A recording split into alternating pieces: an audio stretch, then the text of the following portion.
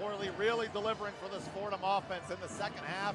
And what a game this has turned into, Mike. A game that was an absolute bore early on. At halftime, scores in the low 20s, a 1-point game. Oshuni and Aisi up for the tip. Bonnies get first possession of overtime. And keep in mind, foul trouble right now. Aisi has 4. He's the only player with 4 for Fordham. Oshuni fouled by Aisi, who's done for the day. And Oshuni a chance to go to the line to make it a 3-point play. Tough break for Aisi. Just got caught a little out of position, was trying to help on the penetration. He's played a heck of a game. Numbers don't show everything. 5.6 boards, modest in terms of the scoreboard, but Aisi's played hard, really controlled the paint at times and gone toe-to-toe with Oshuni, who gets the and one there. And now Soriano, a lot of pressure on him coming in off the bench and trying to go toe-to-toe here and control the paint in the final 4.5 minutes. Bonnies won't contest the rebound. Oshuni in and out. Rebound Soriano, who's got a giant spotlight on him the rest of the way. A moment where Fordham, of course, would love to have Chuba Ohams, but a torn patellar tendon 3 weeks ago, ending his season. So the Rams down to really those two bigs in their rotation. Portley. Blocking foul against Planutis, and for St. Bonaventure, still only their 4th team foul. Yeah, major foul discrepancy. In the first half, it seemed like Fordham was getting the benefit of some calls, and well-deserved, some of the charges they took. But in the second half, Bonnie's certainly dominating in terms of foul calls. Now Fordham, who do you turn to here? Portley's had the hot hand. He wanted it in the corner. Cologne. Portley. Soriano sets the screen. A foul from English coming around it. It's English's second. And the team's 5th. Seems like they're trying to even it out. You know that referee mentality sometimes, but not really the time. We've seen plenty of fighting over the top of screens not called in this one. Austin checks in. Perry checks out. Fouls overall in this game, 18 by Fordham and 15 by St. Bonaventure. Perry sits with a Fordham high, 14 points. Interesting substitution there by Jeff Neubauer, putting Perry on the bench. Portley sneaks around Soriano. Cologne, shot clock at 6. Cologne, air ball, Welch collects. More than a minute gone by in OT. Bonnies by 2. Lofton 4 clutch free throws late, his only points tonight. Oshuni.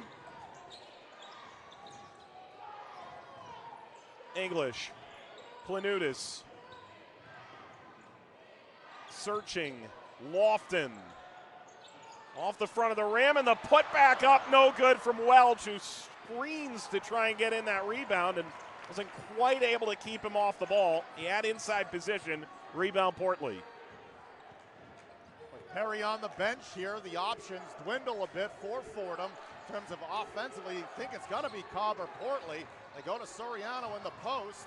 Against Oshuni, help defense comes. Soriano left it short. Better footwork there from Joel Soriano, but still couldn't get it to fall. Once again, Fordham relying on their defense. Soriano, the only player in this game without a point scored for Fordham.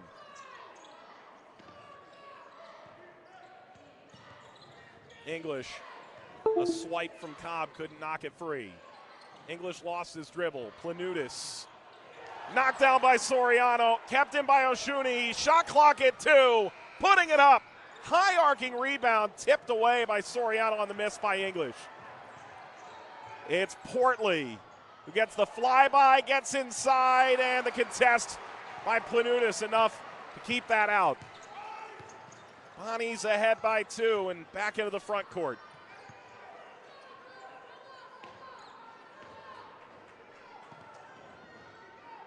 Three minutes scoreless for Fordham, 2.5 minutes for St. Bonaventure.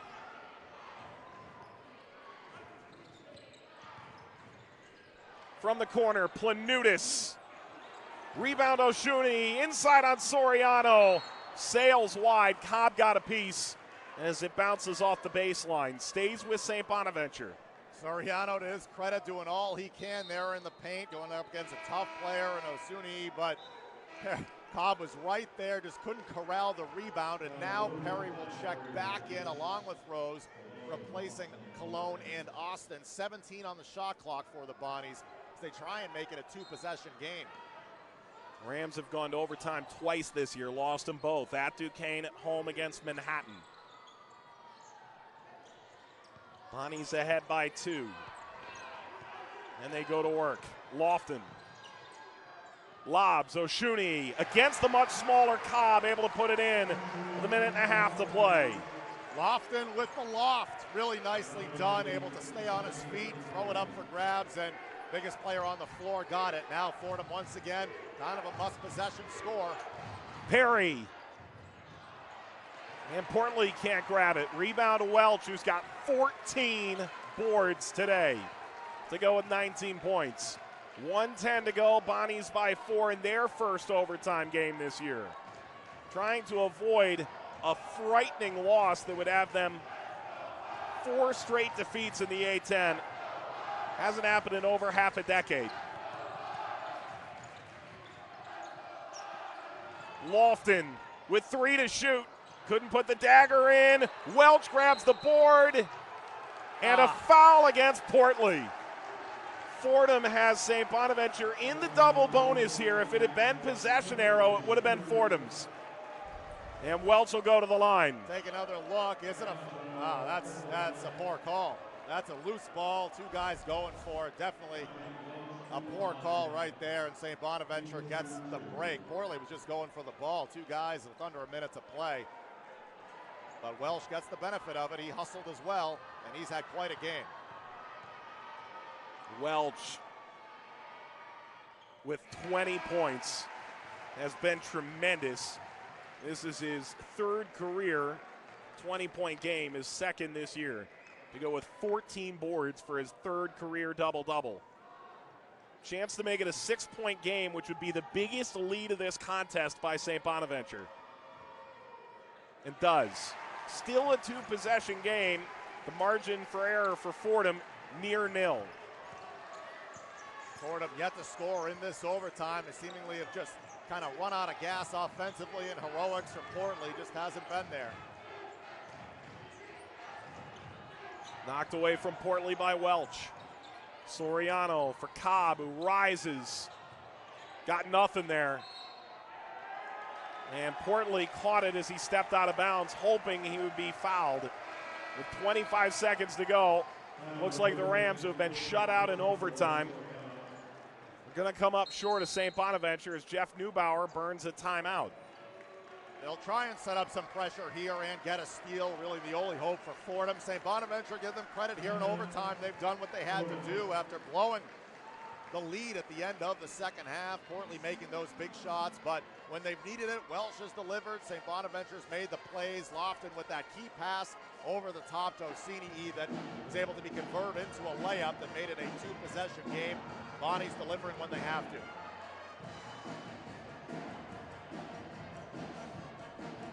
Well, St. Bonaventure putting together a really impressive overtime period, shutting out Fordham.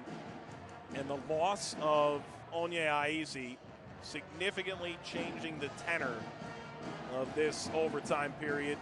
Then the Rams go to Joel Soriano, less experienced, less offensively valuable to Fordham as well, and a guy who's made life difficult for Oshuni in this game. Well, yeah, we saw it right off the bat. As soon as he went out of the game, IEC, they went inside, and they did that lob pass, Lofton right over the top of Soriano, who's just, like you said, just the more inexperienced player, and that's a tough read because, you know, you're battling for position. You get the front, but then it's lobbed right over your head, and Osuni is right there to lay it in. So that was really the key possession on the offensive end for St. Bonaventure. And Fordham offensively, you know, it's the story we've said all along. They rely so much on their defense that the margin of error is so small because offensively it's so hard to come by buckets for them, and that's been the case in overtime.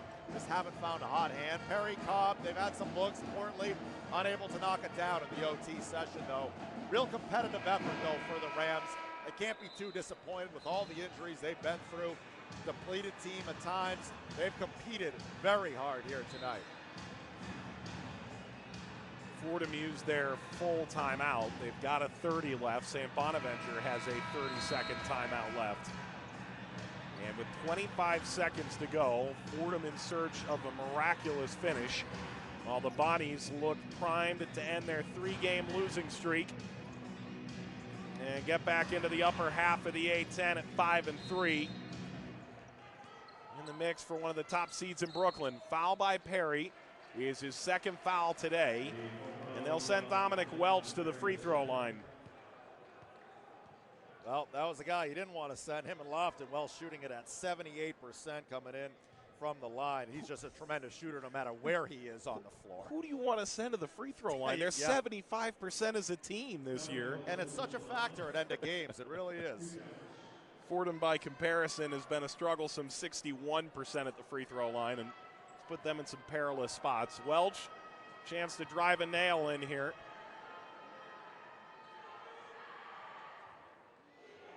Leaves a little glimmer of hope for Fordham. Yeah, just got to make one to make it a 3-possession game. Just reiterating the game Welch has had. 21 points, 14 rebounds. He's done it all, and when Lofton has had an off game, you want someone else to step up, and Welch has, and that could put it away now. 7-point lead. Perry, that's a long 2. Fordham's going to use a timeout. And Jeff Neubauer is having it out with one of the officials at the beginning of that timeout. It's back to a 4-point game with 20.3 to go.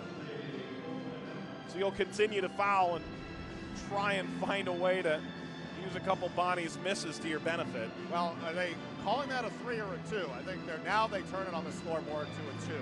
Okay, so his toe was on the line. 5-point game. So it makes it a 5-point game, and that's key because you need every point you can get here. Fordham now really in the position you've got to force a turnover somehow, use pressure, deny the inbounds, and then go for any steal you can at a 5-point game. Well, for St. Bonaventure, we have not seen any of Rob Carpenter in this game, so it's another day in which St. Bonaventure doesn't quite have the full contingent. For Fordham on this day, without Erten Ghazi, without Yvonne Rout, without Chuba Ohams, which has been the case of late, last 6 games due to that knee injury, and with a somewhat compromised Antoine Portley. They got slow starts from Portley and Cobb, 2 of their better scorers, and some surprising contributions in the first half from Chris Austin and Kyle Rose. Rose, a career-high 9 points. He's knocked down 3 threes. Can't ask much more of some of your bench players than Fordham has gotten, but they're just going to come up a little bit short in this one, mainly thanks to really Welch's effort, who had so many big shots in the second half for the Bonnies as they get the inbounds to Lofton.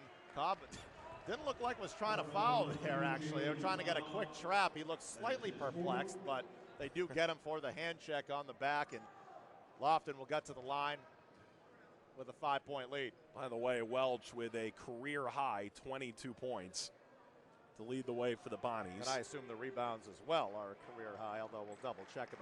14 rebounds for Welch, also a career high. And 11 against Vermont back in November. He had 21 against Siena in November. So Lofton at the line, all 4 of his points at the free throw line tonight. And he's now 5 of 5 there. Makes it a 6-point game again with 19.4 to go.